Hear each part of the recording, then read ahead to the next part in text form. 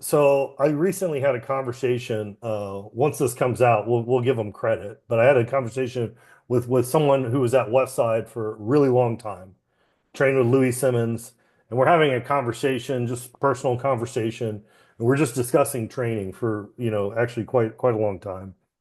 And it was really interesting. I was trying to we were having a conversation about like max effort work. And then Okay. I called you when I was coming home and I was like, hey, like this is a really good topic that we should discuss, right? Because I think it brings up a lot of points, right?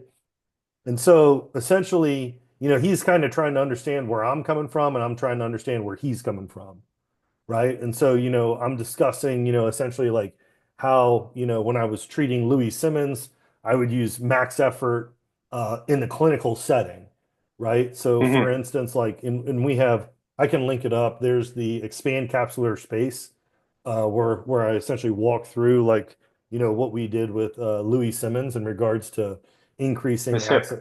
Yeah, the hip case. Yeah.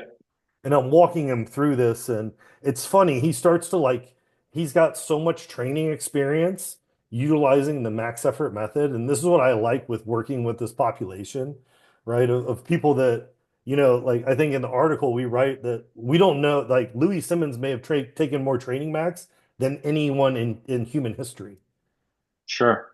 Hmm. right? Because of how long he did it for. I mean, it's decades, right? So this guy's probably kind of up there with him, right? And so he's asking me, he's like, yeah, but like, like what is max effort? Like, how are you defining max effort? Right? Kind of like, in the example that he gives, right? Like these guys are super smart, man. So the example he gives is he's like, let's say that I do a max effort, pick whatever lift, bench press. If I got it, but I could have gotten just a little bit more, is that really maximal effort? Yeah. Okay. There's a lot of gray, huh?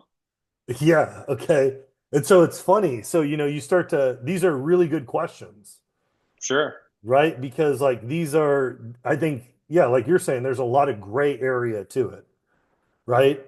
And so it's funny because I was describing to him, I'm like, yeah, if you have somebody that's got a large neural net of absolute strength, like the jumps that you make in the clinic are like crazy. People would be Sure. like, right, because they essentially, but the reason why, right, and this is the point that we're going to try to make, is essentially like they have something, and this is the exact words from this guy, they can anchor, right? So like, if I'm treating, Joe down the street and he's at one time played sports, now he's, a construction worker, right? If I tell him max effort, right? And I know that other people, because I see this all the time in the clinic, I know you do too, where it's like, hey, give me your max effort, and you're like ramping them up. Give me 30, give me 60, give me 80, give me 90, give me your max effort. Well, like some people, like I kind of joke, there's been people where I'm like, give me 120, and they give me more. Give me 140, and they keep going. Sure. Hmm. Right? Like, in my head, I'm kind of laughing, right? But it kind of shows you that like, hey, there's nothing for them to anchor to, Hmm. Hmm.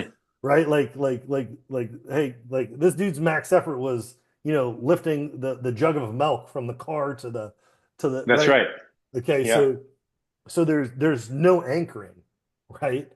Because and then what ends up happening, right? Because intensity is obviously linked with duration, right? Then what you get is you're getting all of these. Don't get me wrong, like it's still you're still doing something, but you're not doing what you think you're doing, Correct. And right? intent matters. Intent matters. And then that's the reason why then it's like, how I think about doing it, like when I'm in the clinic, is like, listen, I'm going to make sure the setup is perfect. I'm going to make sure the tissue's loaded. And then I'm going to make sure that I get one max effort. Not getting greedy, I'm just going to get one. But then with these people, you'll have to get repeated efforts. So now you're doing repeated efforts instead of max effort. Correct.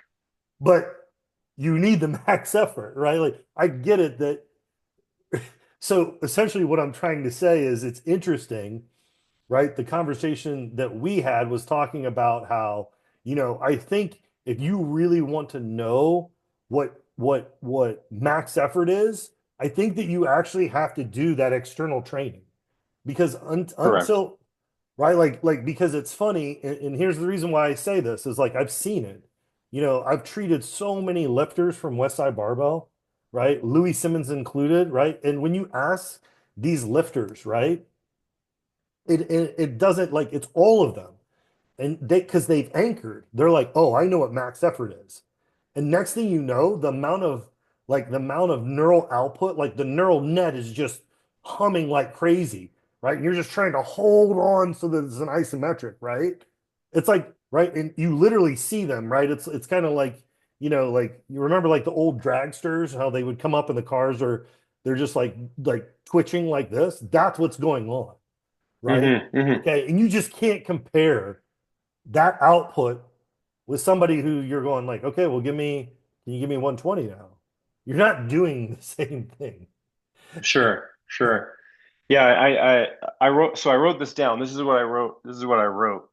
Because when you were on the way home and you told me about this, this is what I wrote. Anchoring. Maximal effort externally must be used as the baseline effort towards internal training.